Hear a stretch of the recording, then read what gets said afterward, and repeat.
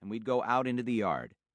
But sometimes he would be far away, too, lost in a thick book about distant worlds. I'd say his name, and say his name, but when he was this far away, he'd either say nothing or tell me to leave him alone.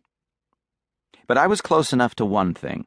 If I had a quarter, I could walk a half-mile to a general store and buy a pack of baseball cards. Sometimes I wouldn't be able to stop myself from ripping open the pack within seconds of its purchase. But even while doing so, I was aware that it would have been better to wait. So most days I carried the pack home unopened. It was important to discover the new cards at home, as if in some way delaying the discovery until then helped define that faraway house as my home, as someplace special in the world. I switched the pack back and forth from my hands to my pocket as I walked, liking how it felt in both places.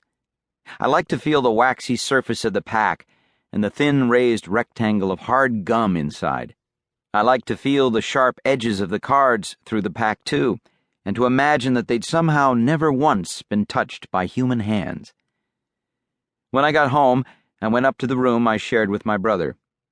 In the early years, I would do this in hopes that Ian would be there, so I could show him the new cards as they came to me.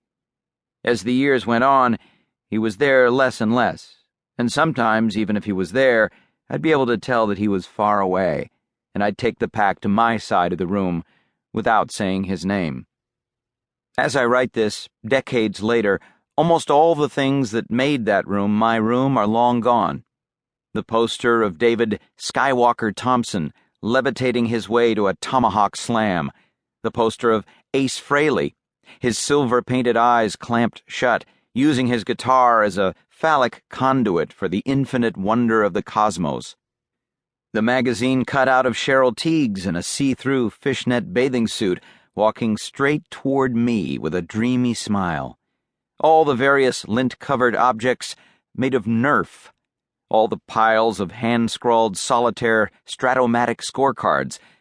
The only thing that remains is the heart of the room, the box containing all the baseball cards I ever brought home, the box I've carried with me through my life.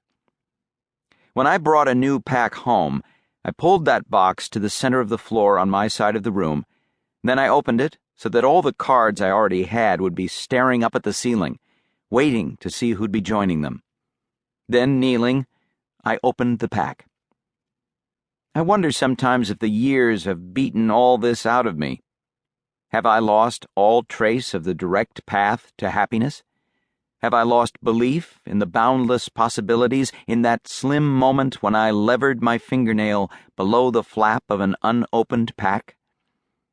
And in the tiny clicking sound of the flap disconnecting, and in the first strong whiff of gum, and in the first glimpse of some unidentifiable piece of a card, a swatch of grass in a photo on the front, a row of numbers on the back, and in the way I would always blur my vision as I pulled the white-dusted shard of pink gum from the pack so that I couldn't yet see any names or other identifying information on a card until I placed the gum on my tongue, and in the way the gum shattered into many pieces and then, after a moment, reformed into an improved version of itself.